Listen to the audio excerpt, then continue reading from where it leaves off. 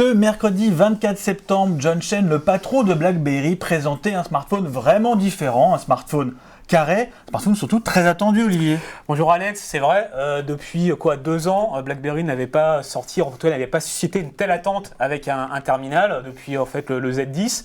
Il y a eu beaucoup de buzz par rapport à ce smartphone carré, le Passport.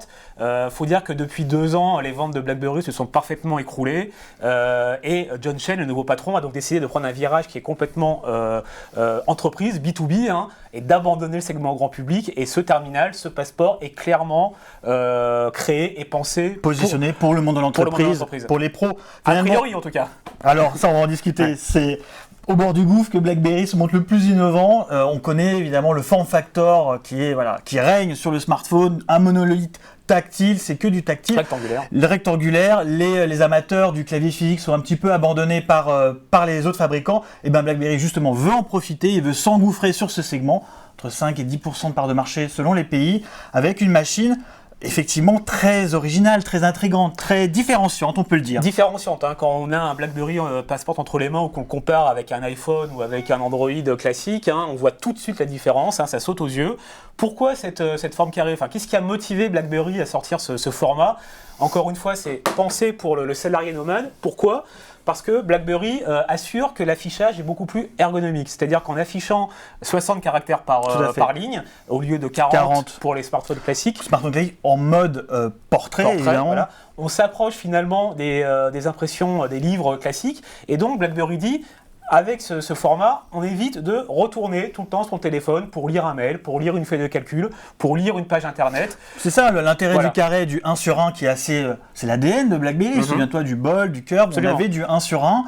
L'idée, comme tu le dis, c'est l'argumentaire, mais c'est une réalité. Nous, on l'a depuis une semaine, on a joué avec. Effectivement, une feuille Excel, même une page web, c'est beaucoup plus confortable. Voilà. Ça l'est un peu moins, évidemment, pour des photos ou des vidéos. C'est vrai. Mais franchement, on s'en fout. Pour BlackBerry, c'est pas l'idée. C'est pas l'idée. Il y a quand même une précision à apporter sur cet écran carré, c'est sa taille. C'est aussi ce qui fait son format assez encombrant. 4 pouces et demi. 4 pouces et demi sur du carré, c'est quand même assez important. Maintenant, c'est le parti pris aussi, et c'est la prise de risque de BlackBerry, c'est d'avoir un terminal qui s'utilise à deux mains, véritablement à deux mains. Et qui joue la carte de l'ergonomie de lecture, du confort, encore une fois, pour le salarié. Confort qui est, on va dire, épaulé par le fameux clavier physique. Alors, le clavier physique. Attends, juste un petit mot sur cet affichage. 15,5 pouces, je l'ai dit, c'est un très bon affichage. Un IPS, vraiment, on est sur les standards actuels du haut de gamme sur Android, avec une très belle densité de pixels. Une très belle performance, ça on va y revenir. Une autonomie canon, ça on le dira à la fin. Et puis surtout, c'est l'élément différenciant de BlackBerry, on l'a dit. Le clavier. Le clavier physique qui a toujours été au cœur de l'ADN de BlackBerry, que BlackBerry avait un peu abandonné lors de son virage, on va dire, Z10, Z30. Des flops d'ailleurs. Voilà, des flops, ils se sont dit on va faire du clavier tactile. Là, pour le coup, ils reviennent aux fondamentaux. C'était une grosse attente à la fois des entreprises et des salariés. Là, ils nous sortent encore une fois un clavier physique très très bon, mais un clavier physique qui n'est pas seulement physique. Voilà. Il est également tactile, c'est ça la nouveauté, c'est que c'est un touchpad. C'est un clavier qui se matérialise, qui est tactile et qui permet de scroller sur une page web, permet de sélectionner, tu sais, dans le champ de saisie, tu es obligé de passer ton doigt pour sélectionner quand tu as fait une erreur, et bien là, tu vas utiliser ce touchpad comme sur un ordinateur pour sélectionner précisément les éléments à supprimer. Et le mot précis est très important, c'est beaucoup plus précis, beaucoup plus ergonomique, on l'a testé à l'usage, c'est beaucoup plus ergonomique que faire une sélection de texte, par exemple, sur un écran tactile avec ses doigts, où on rate toujours ce qu'on veut sélectionner, où il faut s'y reprendre à 2-3 fois. Là, avec le clavier, c'est vrai que les textes et sélections sont beaucoup plus aisés et c'est un gain de temps assez important quand même. C'est pour parler aux pros. Efficacité, c'est efficace. Il n'y a pas de problème là-dessus. Cet écran avec ce clavier qui, en plus, va utiliser le fabuleux outil de saisie prédictif de BlackBerry, qui était d'ailleurs pompé par pas mal de marques en face. Voilà, il est toujours là, cet outil-là. Outil prédictif, donc on rappelle le principe, c'est-à-dire qu'au fur et à mesure qu'on tape des mots ou des phrases, d'autres mots apparaissent sur le clavier, enfin sur l'écran. Il suffit de faire un petit geste vers le haut pour que le mot soit sélectionné et le système apprend avec l'utilisateur. C'est ça la force. Et au bout d'un moment, propose des mots qu'on utilise très souvent. Donc là, encore une fois, gain de temps. Après, un petit apprentissage quand même. Mais, oui, il y a un coup à apprendre. Mais gain de temps. Voilà, petite nouveauté aussi, c'est important puisque c'est ce passeport qui l'amène, c'est la reconnaissance vocale. Olivier. Bon là, BlackBerry suit un peu la tendance du marché, Cortana, Siri et compagnie. Exactement. un assistant vocal, que BlackBerry assure. Signé nuance. Voilà, que BlackBerry assure efficace et bon, pour l'instant. Perfectible. Il nécessite d'être connecté comme tous les assistants. Voilà, et puis il sera amélioré au fur et à mesure. Comme chez la concurrence d'ailleurs. Hein.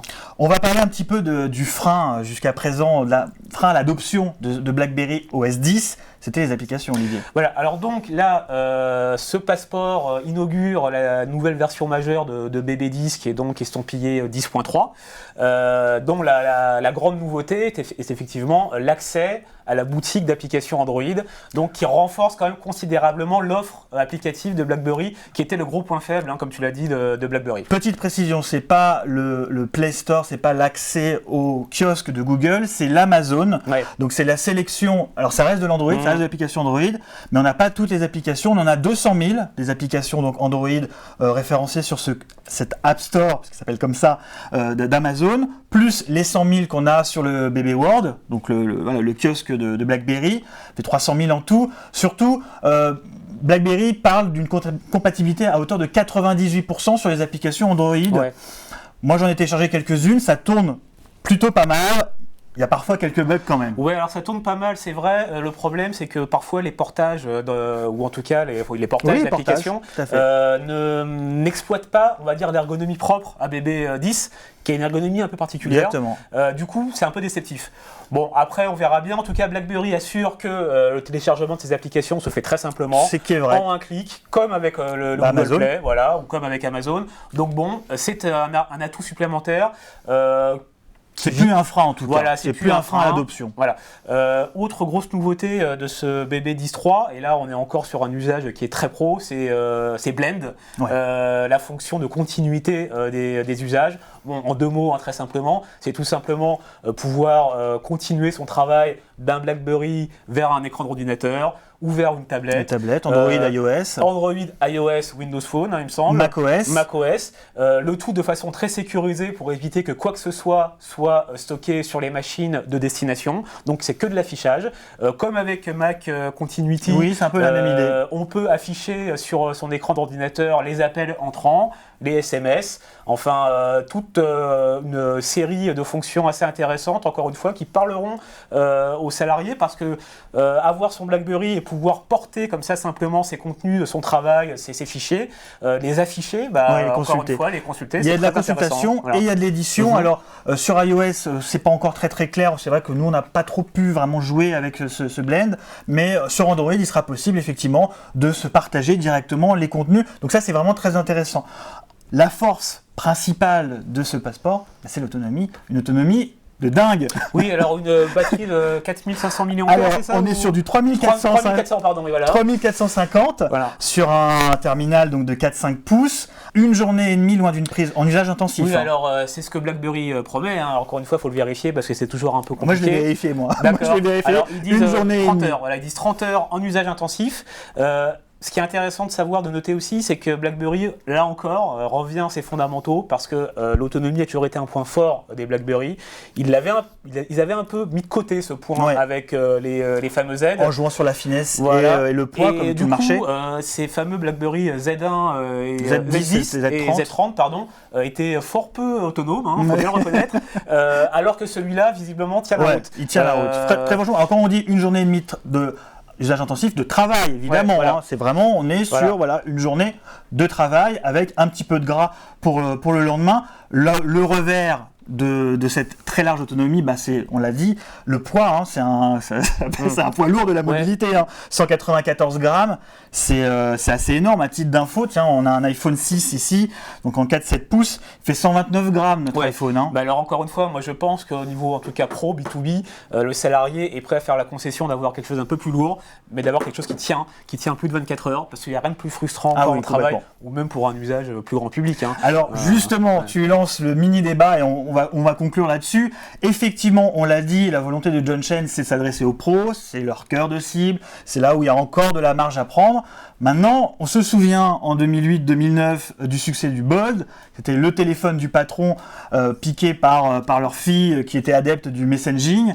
Et bien là, on pourrait retrouver un peu la même logique. C'est une machine qui coûte 649 €, qu'on trouve désormais là, vous pouvez l'acheter, qui est apparemment en rupture, tu me disais, Olivier? Alors oui, alors c'est une divine surprise, hein, point d'interrogation pour BlackBerry. Depuis ce matin, le site américain de BlackBerry, en tout cas, est en rupture de stock sur ce terminal, donc on ne peut plus l'acheter en ligne pour le marché américain et canadien. Bon alors, la question est de savoir s'il y avait des stocks, parce que bon, BlackBerry ne devait pas trop s'attendre à en écouler beaucoup tout de suite, parce que encore une fois, c'est un produit pour les pros.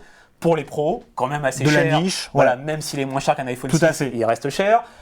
Ils ne s'attendaient pas à ce succès. On ne croit pas, pour l'instant, les opérateurs n'ont pas l'air de vouloir le référencer en tant qu'appareil avec forfait. Donc, visiblement, il y a un effet de surprise, il y a une attente assez forte, il y a eu des ventes. Est-ce que les stocks étaient à la hauteur? Moi, je ne pense pas. Non. Mais en tout cas, peut-être. Il y a une attente, il y a du buzz, il y a quelque chose sur ce produit qu'on a dit, il est différent. Voilà, il suffit de le mettre côte à côte avec un iPhone 6 pour se rendre compte qu'on est vraiment sur deux machines. Voilà, là on a le monolithe tactile, qui ressemble à tout, il n'y a rien. C'est le form factor identique, et là on est sur quelque chose de vraiment différent. C'est pas une phablette, c'est pas un smartphone 4-5 pouces. Moi, il y a quelque chose qui est c'est un signe pour moi, c'est le temple de la branchouille parisienne Colette qui référence ce BlackBerry Passport. Ils le vendent quand même 950 €. Ils se font plaisir. Parce que c'est cher, donc c'est bien. Voilà. Bon, il y a quand même quelque chose autour de ce produit qui, encore une fois, moi je l'ai montré, je l'ai depuis une semaine, je l'ai montré à pas mal de monde autour de moi. Il suscite de l'interrogation, il suscite de la surprise. Tiens, qu'est-ce que c'est? On parle souvent à tort de différenciants. Donc je dirais que BlackBerry n'est pas à l'abri d'un succès grand public, hein. Même si c'est pas ce qu'ils visaient au départ. Ils sont pas à l'abri d'un succès grand public.